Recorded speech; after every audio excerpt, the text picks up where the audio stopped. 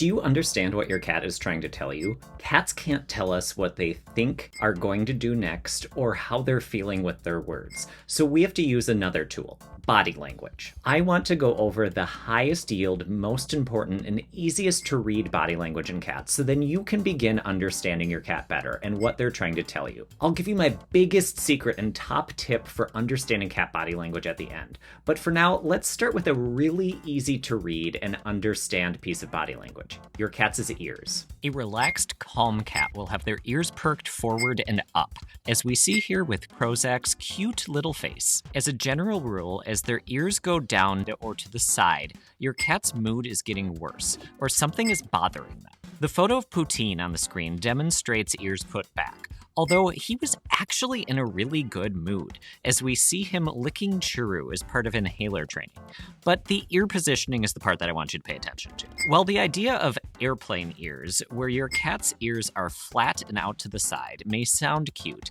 Your cat is actually really stressed. Give your cat space and do not attempt to handle them unless you absolutely have to due to an emergency. Even then, you could end up getting injured, so try to find a way to keep a thick barrier between the cat and your body. If your cat's ears go to the side, they may also be orienting their ears towards a sound. If your cat's ears are pointing in different directions, for example, one is forward and one is to the side like Prozac is showing off, your cat may be trying to identify the source of a sound, or they may be confused or unsure. Use caution when interacting with them. Cat vocalizations are interesting because there's research suggesting that cats will adapt their vocalizations based on how we respond to them. In other words, you and your individual cats kind of develop your own individual language that's unique to you and your cats. If you think your cat meows at you in a particular way to get something, you're probably not far off. Meows are typically thought of as being used to communicate with humans, but cats do meow at other cats. Meowing can mean a lot of different things depending on the context, but often it can be a greeting or a way of soliciting something. It can also in some cases be a warning or a sign of stress in cats. This is what a meow sounds like. Purrs, in contrast, are often a very friendly and happy vocalization. Cats will have a low-pitched rumble, and they'll purr in response to things that they like. Of course, purrs are more complicated than that. Cats can purr when they're in pain, or even when they're about to die. Cats can also still bite while they're purring, because they might be in a good mood, but there might be just a little bit too much energy going on, and they want you to stop. This is what a purr sounds like.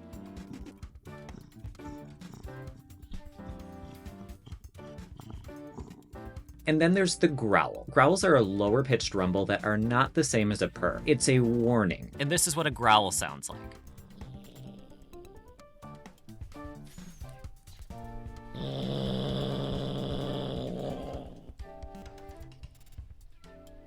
Hissing, likewise, is a warning behavior. Even though hissing can be thought of as being an aggressive behavior, it's actually defensive. They're actually a cat's attempt at de-escalating the situation. In other words, hissing by itself isn't bad. If your cat is hissing, you want them to hiss because they're giving you a chance to change your behavior, or they're giving the other cat a chance to change their behavior. If you try and suppress their hisses, you're going to have a bad time because your cat is going to skip right to violence. Before moving on to the last section, let's listen to a hiss. They say that eyes are the window to the soul. Well, in cats it may be more accurate to say it's a window to their internal emotional state, and if they're annoyed with you. They may tell you something about your lighting as well, but we'll get to that a little bit more in a moment. There are two big things to pay attention to with your cat's eyes. First, the size of their pupils. The pupil is an almond-shaped part of their eyes. If it's on the thinner side, your cat is relaxed. If it's wide, your cat's eyes are dilated, which is a sign of arousal. Arousal can go either direction, good or bad. It could mean your cat is on edge because they're feeling anxious, or it might mean that they're playful. It could also mean that they're fearful of something. Unfortunately, the videos of my poor Poutine looking afraid after a fire alarm went off. The poor guy's eyes are massive, and it's not just because of the lighting. The other tell you'll get from your cat is where they're looking. If your cat is staring at something, they're interested in it. That said, a cat staring at another cat is not a friendly thing, so you want to interpret that with caution. If your cat is fixated on a toy, however, they're really engaged in play. Yes, that includes even if your cat isn't immediately pouncing on the toy. A cat staring at a toy is a really strong indicator of engagement. Staring is a normal part of the play and hunt process for cats. Don't give up on the play session or you may end up with a frustrated cat. While we're on the topic of eyes, slow blinks. Yes, they are an affectionate thing in cats. Cats will often do a slight look to the side paired with slow blinks. This is a pro-social behavior because it's interrupting the staring, which, remember, as I said earlier, is a threatening thing for cats. Moving to another part of the face, the whiskers. I personally don't like reading whiskers very much because I find it hard to see sometimes on a quick glance. Generally, though, whiskers out and relaxed are a sign of a calm cat. Whiskers moving in towards your cat's face is a cat feeling nervous. Here you can see Prozac, our chief whisker officer, showing off, well, his whiskers. What do you think he's telling us with them? Other than him being very, very, very cute. A bit easier to read and moving more off the head is the cat's fur. If your cat becomes distressed, they'll raise their fur up in an attempt to look bigger. Think the classic Halloween cat, where their back is arched, they're yowling, and their fur is puffed out. While you're looking at the fur, look at what their tail is doing. A puffed out tail is a stressed out cat. Likewise, a curled in tail is a sign of a cat trying to make themselves smaller. They're nervous. If your cat is walking across the floor, a confident tail is a straight up tail that might have the tip a little bit curled, like Poutine is doing here. A tail straight back could be neutral. A thrashing tail or one with the tip moving a lot isn't great. That's usually a sign that your cat is upset about something. If your cat's tail is low to the ground, generally they're not in a good mood or they're nervous, especially if it's moving a lot.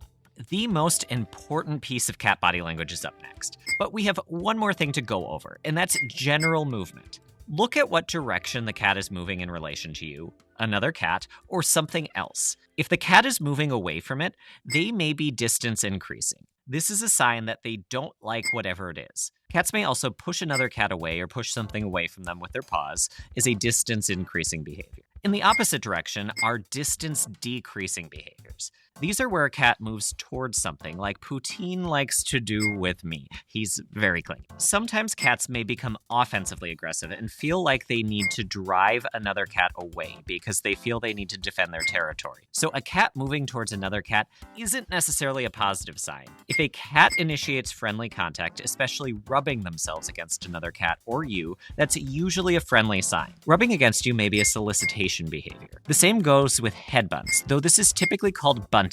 Bunting is where a cat rubs their forehead against another cat or person to leave their pheromones on you, and it's something that I tend to fall victim to with Poutine quite often. Are you ready for my biggest secret to reading cat body language? Context. Pieces of body language can mean different things in different scenarios.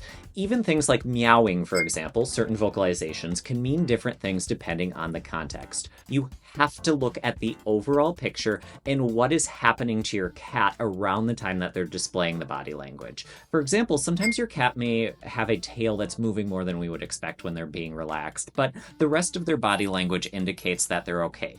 They might be experiencing some mixed emotions, or it could be just a quirk of your individual cat. You have to get to know the individual cat. In other words, this is complicated. Whew, that was a lot. I didn't even scratch the surface. Hopefully you have a better understanding of the basics of cat body language. Now, I want to give you a piece of homework. First of all, you should hit subscribe because I do have an advanced version planned that will go into more depth about some subtle body language cues. I also want you to go practice reading your cat, because reading your cat and getting practice at trying to figure out what they're trying to tell you is a great way of figuring out cat body language. You'll not only get to know your cat better, but it will help you understand other cats.